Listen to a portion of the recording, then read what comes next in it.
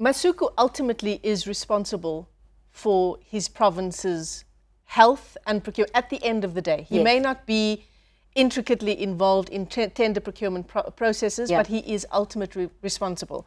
And the optics of it, we always talk about, you know, the perception, how things are perceived. These are close friends. Who knows what they would have discussed at the dinner table? I mean, we don't know that. But can he distance himself to the point where he gets his job back?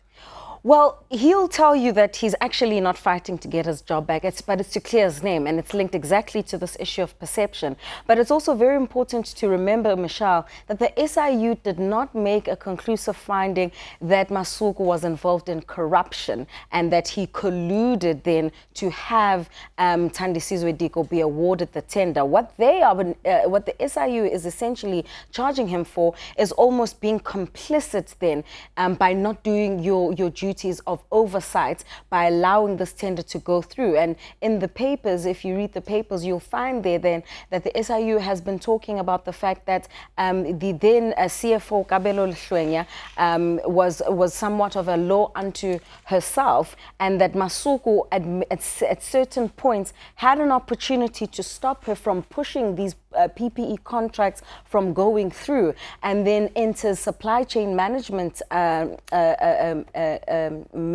manager, that's Ms. Thandi Pino, who as one of the people who has then almost implicated Masuku for not actually doing his job by stopping Lhlwenya in her tracks. And so this is the nub of the issue, that Masuku is saying he's tired of also being labeled as corrupt when the SIU didn't necessarily make a finding on corruption. It's just mainly related to the Public Finance Management Act and his failure then to do oversight, and then obviously stopping certain contracts being issued out. And of course, this couldn't have come at a worse time for the province. In the midst of a pandemic, we had an MEC who was very hands-on. He's a medical doctor himself. He was needed at the coalface of the pandemic, only then to be lost to these allegations.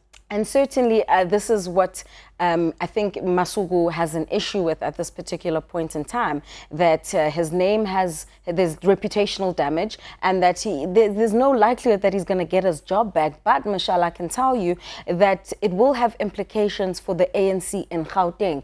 We know that he's actually had to appear before the Integrity Committee. He's been suspended from party activities, and that he's actually been formally charged. Now, Masuku is still in the legislature, and he's still a member of the Gauteng PEC of the ANC. And this, I believe, more than anything, having a judgment set or review the findings of the SIU report will have a direct implication on the dynamics within the Gauteng ANC and how he's pursued. Many will tell you, those close to what's been happening in the Gauteng ANC, that Masuku was on the rise and he was a golden boy, you know, especially in the response to the coronavirus pandemic, and that he's a strong ally of Premier David Makura. And you'll remember Makura initially saying that he will suspend him pending the outcome of the SIU report, but then having to change tune and say that you know, they need a permanent head to respond to the pandemic and the infection rates in the province. So certainly then, whatever happens in court, and we're expecting court proceedings to only be concluded in one day, whatever then the judgment of this particular review application is, I think it's got more of a political implication, as well as dealing with the reputational damage that Masuku has suffered. Ziyanda, Ngcobo, thanks very much for coming into studio. A developing story, of course, in the country's courts that we continue to track for you.